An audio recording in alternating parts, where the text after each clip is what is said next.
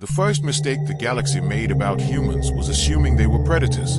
Predators were predictable. They hunted, they fed, they expanded until resistance forced them to adapt or collapse. The great powers of the galaxy had dealt with predators for millennia. Entire doctrines existed to counter them. Humans did not fit those doctrines. They did not conquer aggressively. They did not expand rapidly. They did not even appear particularly advanced when first encountered. Which is why, when humanity entered the galactic stage, most species categorized them as harmless. That assumption would cost billions of lives. The Kalari Dominion learned this lesson first. The Kalari were a proud species, tall, chitin-armored beings whose civilization revolved around honor, strength, and visible power. Their fleets were massive, their soldiers genetically optimized for war. When human colonies began appearing near disputed Kalari borders, the Dominion saw opportunity. Humans were small, fragmented, soft-bodied. The Kalari War Council debated for less than one rotation before authorizing a limited corrective action. They would strike quickly, seize human outposts, and force a submission treaty before humanity even realized what was happening. The operation was projected to take 6 days. It took 4 hours. The first engagement, Kalari warships entered the Yarrow system in full battle formation, weapons charged, shields flaring brilliantly against the dark. Human defenses consisted of a handful of patrol craft and an orbital station barely worthy of the name. The Kalari Admiral allowed himself a moment of satisfaction. "Transmit surrender demand," he ordered. The human response was immediate. "This is Commander Lewis of the United Nations Defense Fleet." The signal said, "You are violating sovereign territory. Withdraw immediately." The Kalari laughed. "Fire," the Admiral commanded. Human patrol ships were obliterated in seconds. The orbital station followed shortly after, torn apart by concentrated plasma fire. The Kalari fleet advanced unopposed, landing forces on the colony world below. Victory was swift, too swift. Human resistance was strange. There were no last stands, no desperate counterattacks. Human forces withdrew methodically, abandoning territory without protest. The Kalari celebrated. They should not have. The silence that followed. For 2 full days after the invasion, nothing happened. No human fleet arrived. No retaliation strikes were launched. No diplomatic outrage followed. Kalari commanders grew uneasy. Perhaps they are preparing to surrender, one suggested. The Admiral did not answer.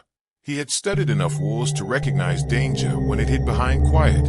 On the 3rd day, the first Kalari supply convoy vanished. No distress call, no debris, just absence.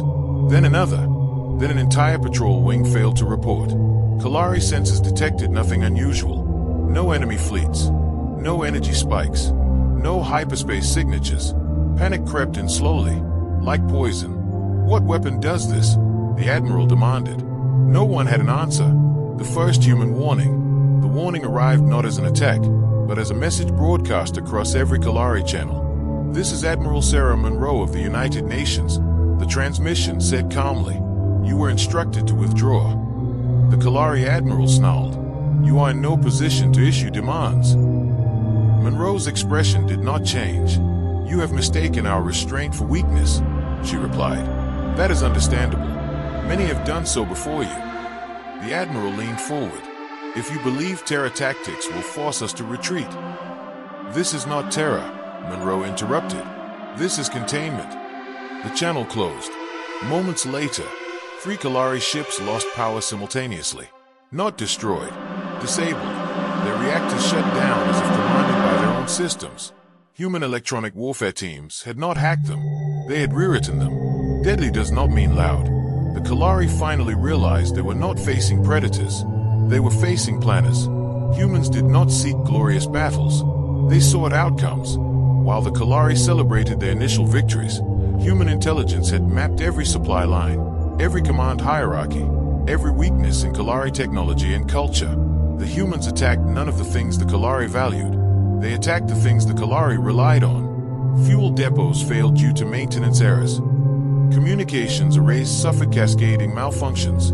Automated factories produced flawed components at microscopic levels, guaranteeing failure weeks later. Kalari soldiers began to starve on conquered worlds. Weapons jammed at critical moments. Medical systems failed in subtle ways, misdiagnosing conditions until it was too late. The Kalari accused humanity of dishonorable warfare. Humans did not deny it. The galaxy watches. News of the conflict spread quickly. Most species expected the Kalari to crush the humans eventually.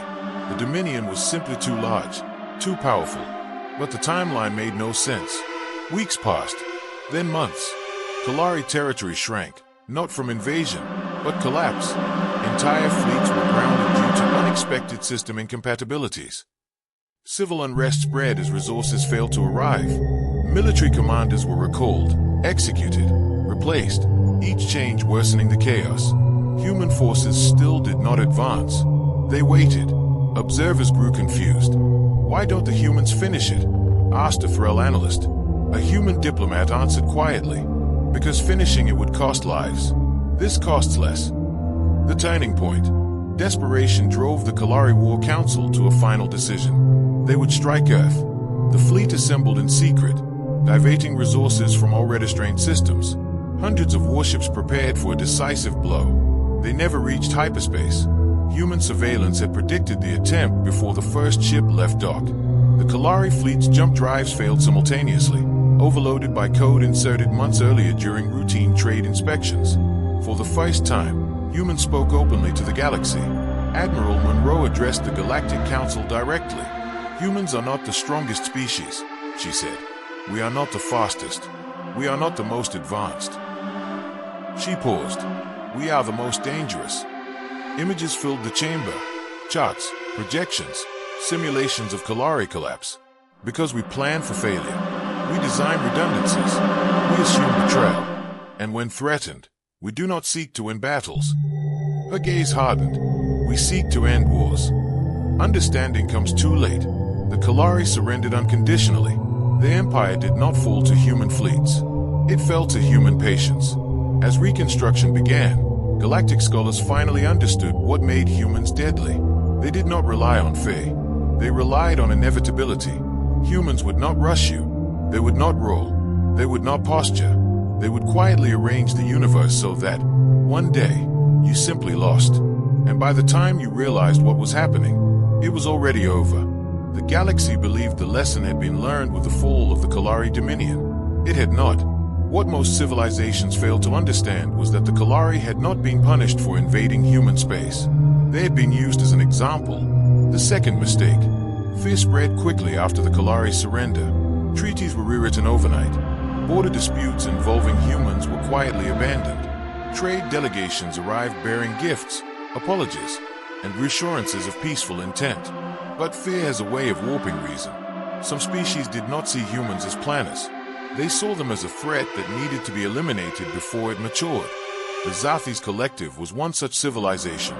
Where the Kalari valued honor, the Zathis valued certainty. They were a hive-minded species that believed survival depended on removing unpredictability from the universe. Human behavior, adaptive, contradictory, emotional, was intolerable to them. Humans could not be calculated. Therefore, humans were dangerous. The collective reached its conclusion quickly and without debate. Humanity must be erased. The strike that never came. The Zathis did not announce their intentions. They did not posture or threaten. They prepared a perfect ambush. Using stealth technology beyond anything the Kalari possessed, the Zathis fleet positioned itself within striking distance of 3 major human systems. Their plan was elegant: simultaneous decapitation strikes against population centers, command hubs, and industrial worlds.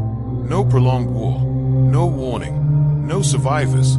The galaxy would wake up to find humanity gone. What the Zathis did not know was that humans had already modeled this exact scenario. Human intelligence had not only observed Zathis' fleet movements, it had predicted the decision itself. Not through espionage, through psychology. Human analysts had studied the collective's behavior for years, cataloging every response to uncertainty, every historical overreaction, every pattern of preemptive violence. The conclusion had been obvious. If anyone tries to wipe us out, one analyst had said, it'll be them. So humanity prepared. Quietly. Deadly preparation. The human response did not involve larger fleets or stronger weapons. Instead, they changed how space itself worked around their territory. Navigation beacons were subtly altered. Quantum reference frames were adjusted by fractions so small no one noticed. Trade software updates, freely shared, as always, contained improvements that made hyperspace calculations more efficient. They worked perfectly, everywhere except human space. When the Zathis fleet initiated its attack, something unprecedented occurred. Their ships jumped, and never arrived. They were not destroyed. They were not lost in hyperspace. They were trapped, frozen between points, suspended in a region where time crawled and energy could not propagate correctly. The Zathis fleet existed, but it could no longer act. Panic rippled through the collective. They attempted emergency recalls. Nothing responded. Humanity transmitted a single message. This was your only warning. The conversation no one expected. Instead of finishing the job, humanity did something the galaxy found incomprehensible. They opened communications. Admiral Sarah Monroe appeared on every Zathis channel. "You plan to exterminate us," she said calmly, efficiently, quietly. The collective spoke with one voice. "Your existence introduces unacceptable risk." Monroe nodded. "You're right," she replied. "We do." Confusion rippled through the hive. "You admit this?" "Yes," Monroe said. "We are chaotic, emotional, difficult to predict. That's why we're still alive." The collective processed this. "You could destroy us now," it said. "We could," Monroe agreed. "Why do you hesitate?" Monroe's gaze hardened. "Because extermination is what you would do," she said. "And we refuse to become that." Why humans terrify the galaxy? Humanity released the Zathis fleet. Not unharmed, every ship was stripped of weapons capability.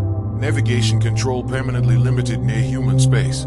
But alive, the message was unmistakable. Humans did not escalate. They ended things. The galaxy finally understood. Humans were deadly not because they fought harder. They were deadly because they decided when a conflict was over. Once humans reached that decision, nothing could change the outcome. The new galactic rule. Within a single cycle, the Galactic Council ratified a new doctrine. It was not proposed by humans. It was written about them. Article 0. Humanity shall not be preemptively attacked. Human systems shall not be probed without consent. Human restraint shall not be mistaken for weakness. No species objected. Those who had watched the Kalari collapse and the Zathis' immobilization needed no convincing. A human truth. Years later, a young alien diplomat asked a human historian a question. "Why didn't you conquer the galaxy?" they asked, "when you clearly could have." The human laughed softly. "Conquering is expensive," they replied. "It costs lives, time, and the future. Then why fight at all?" The historian's smile faded. "We fight," they said, "so we don't have to keep fighting." Deadly, deadly humans. Humanity never became the rulers of the galaxy. They became something far more unsettling. A constant. A civilization everyone planned around. A species whose anger was quiet, whose patience was terrifying, and whose mercy was conditional. Predators could be challenged. Empires could be resisted. But humans would simply wait. And if you ever forced them to act, the war would already be over.